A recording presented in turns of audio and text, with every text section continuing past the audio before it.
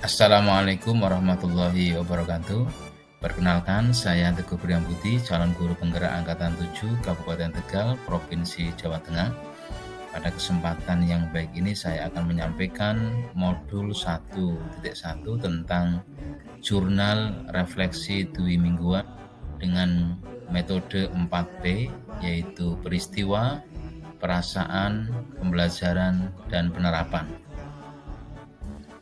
Pada peristiwa, saya akan mencoba menguraikan dari histori kegiatan yang sudah kita lakukan, yaitu di tanggal 20 Oktober 2022, di mana ada kegiatan pembukaan program guru penggerak angkatan 7 melalui Vikon yang langsung dibuka dan diresmikan dan dinyatakan dibuka oleh Menteri Pendidikan dan Kebudayaan Bapak Nadiem Makarim, yang saat itu diikuti oleh seluruh guru penggerak angkatan ke-7. Kemudian peserta guru penggerak di tanggal 21 Oktober 2022 diminta untuk mengerjakan pretest, dan selang 2 hari ke depan di tanggal 23 Oktober 2022 kita melaksanakan lokakarya orientasi, di mana pelaksanaannya adalah di SMK Negeri 1 Adiwerna dengan didampingi oleh fasilitator pengajar praktek, beliau Bapak Kartono dan Ibu Ferawati Sanjoyo. Kemudian pada tanggal 24 Oktober 2022 peserta guru penggerak diminta untuk belajar mandiri melalui LMS yang diawali mulai dari diri. Tanggal 25 Oktober 2022 di dalam LMS kita diminta untuk eksplorasi konsep forum diskusi mandiri.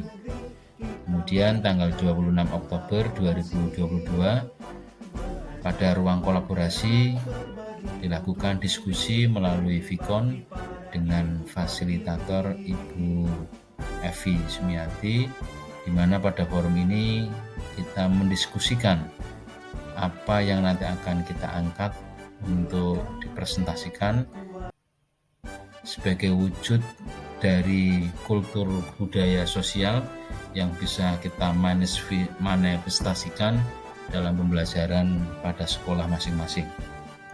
Kemudian pada tanggal 27 Oktober 2022 pada ruang kolaborasi, hasil diskusi yang sebelumnya kita lakukan presentasi hasil diskusi melalui video conference, melalui Jimit yang diikuti oleh kelompok 1 dengan kelompok yang lainnya.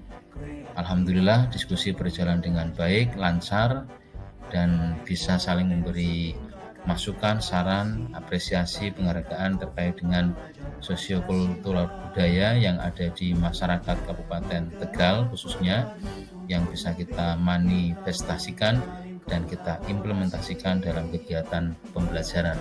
Saat itu kita menampilkan kultur budaya sosial Kabupaten Tegal dengan ruang bumi puji yang kita ambil tema gotong royong. Kemudian pada tanggal 31 Oktober 2022 sampai dengan tanggal 3 November 2022 dilakukan demonstrasi kontekstual pemikiran Ki Hajar Dewantara dalam bentuk video dan narasi. Alhamdulillah saya sudah menguploadnya. Kemudian tanggal 3 November 2022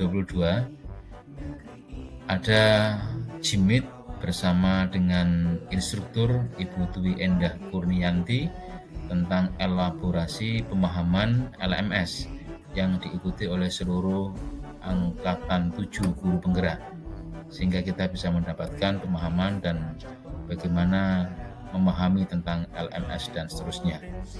Kemudian pada tanggal 5 November 2022 kita lanjutkan dengan membuat koneksi antar materi dari modul 1.1. Alhamdulillah sudah bisa kita upload dan kita unggah tentang koneksi antar materi. Dan di malam hari ini, tanggal 7 November 2022, saya mencoba untuk merefleksikan tentang jurnal refleksi diri dwi mingguan. Selanjutnya adalah tentang perasaan. P yang kedua, jujur saya sangat antusias mengikuti rangkaian kegiatan program guru penggerak ini. Namun ada juga rasa kekhawatiran apakah saya mampu mengikuti jadwal yang cukup padat dan tugas-tugas yang cukup menguras energi, waktu, tenaga, dan pikiran. Karena saya sendiri di sekolah tidak hanya sebagai guru, tetapi juga sebagai wakil kepala sekolah bidang sarana dan prasarana yang tentunya beban tugasnya juga tidak sedikit. Ada banyak hal yang harus kita kerjakan dan kita laksanakan sebagai bukti tanggung jawab kita untuk mengemban amanah tersebut. Di samping wakil kepala sekolah, saya juga sebagai penanggung jawab kegiatan SMK Pusat Keunggulan dan SMK Pemadanan yang mendapatkan bantuan dari Direktorat SMK, yang itu harus juga diselesaikan tugas dan kegiatannya, baik kegiatan fisik, non-fisik, dan kegiatan peralatan yang waktunya juga dibatasi. Belum lagi ditambah tugas mengajar praktek dan lainnya yang ini harus kita laksanakan secara mandiri. Nah, dari hal itu tentu saya tidak pernah berputus asa. Meskipun kegiatan yang begitu banyak dan menguras energi kita, tapi alhamdulillah tugas demi tugas secara bertahap bisa diselesaikan meskipun waktunya tidak tepat dan mungkin sedikit melenceng dari target yang diharapkan.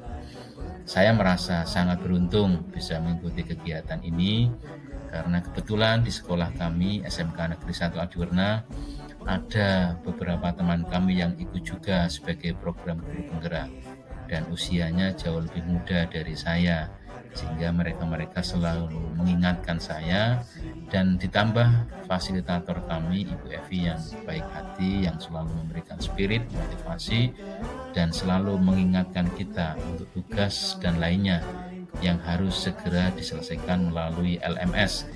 Terima kasih banyak Ibu Evi. Kemudian metode P yang ketiga adalah pembelajaran. Setelah mempelajari pemikiran dan filosofi KHD, saya semakin paham tentang pemikiran beliau. Dari beliau saya lebih bisa memahami bahwa pendidikan adalah menuntun kodrat yang ada pada anak. Maka saya memahami bahwa mendidik adalah diibaratkan seorang petani yang sedang menyemai benihnya. Pendidik harus merawat dan melindungi tanamannya agar kelak di kemudian hari bisa mendapatkan hasilnya. Saya juga semakin memahami bahwa siswa itu pada dasarnya mengikuti apa yang kita berikan dan kita ajarkan. Ketika kita mengajarkan kebaikan, maka siswa dengan sendirinya akan mengikuti kita. Begitu pula sebaliknya.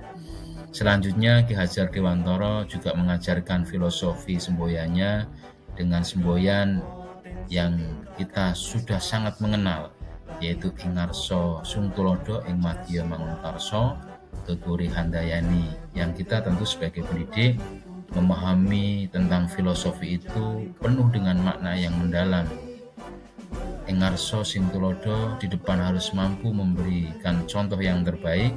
Ing madya mangunkarsa, di tengah harus bisa memberikan spirit motivasi. Tuturi handayani, kita selalu mendorong kepada hal yang baik dalam proses pembelajaran, terutama muaranya adalah kepada siswa. P yang keempat adalah tentang penerapan. Setelah saya memahami dan mempelajari filosofi dan pemikiran Ki Hajar Dewantara tentang pendidikan, saya sedikit demi sedikit berharap untuk bisa menerapkannya di kelas yang saya ajar. Kebetulan kami di SMK Negeri 1 Adiwarna dan jurusan Desain Pemodelan Informasi Bangunan, saya mengampu kelas 11. Saya berusaha untuk lebih mendekatkan diri dengan siswa yang mungkin selama ini saya merasa kedekatan emosional dengan siswa sangat berkurang karena beban tugas sebagai wakil kepala sekolah, sehingga ada beberapa komunikasi yang tidak bisa berjalan dengan baik, dengan optimal dengan siswa yang kami ajar. Saya juga berusaha untuk secara bertahap menerapkan dan memahami kultur, karakter, dan keinginan murid dan mencoba mengeksplor kemampuan siswa. Baru saja tadi pagi saya menerapkan pembelajaran yang diawali dengan kebiasaan yang sudah menjadi budaya sekolah, yaitu dengan budaya industri. kemudian siswa kita lanjutkan dengan piket kebersihan, kemudian dilanjutkan di dalam kelas menyanyikan Indonesia Raya, membacakan visi misi sekolah, lalu siswa kita bagi kelompok sesuai kesepakatan bersama. Kemudian siswa kita minta untuk mengevaluasi diri dengan kelebihan, kekurangan, dan harapan yang diinginkan setelah mengikuti pelajaran. Saya berusaha memberikan motivasi dan sukses hidup melalui tayangan video inspiratif yang selanjutnya saya memberikan rasa percaya diri siswa untuk mempresentasikan setiap kelompok dari tugas yang saya berikan. Meskipun menyadari betul bahwa hasilnya tidak optimal, tapi bagi kita selaku pendidik tidak jadikan masalah. Siswa kita dorong untuk berani dan mempunyai rasa percaya diri yang lebih. Sampai pada akhirnya siswa kita minta untuk merefleksikan pembelajaran dengan mereka membuat TikTok dan bebas berkomentar apa saja yang baik-baik tentunya, dan hasilnya di luar dugaan. Ekspektasi mereka ternyata hebat dan begitu luar biasa terkait dengan pembelajaran yang saya lakukan. Semoga yang saya terapkan sedikit demi sedikit ini bisa membawa aura dan perubahan dalam memberikan suasana pembelajaran yang baik dan siswa merasa nyaman, tenang, dan menyenangkan.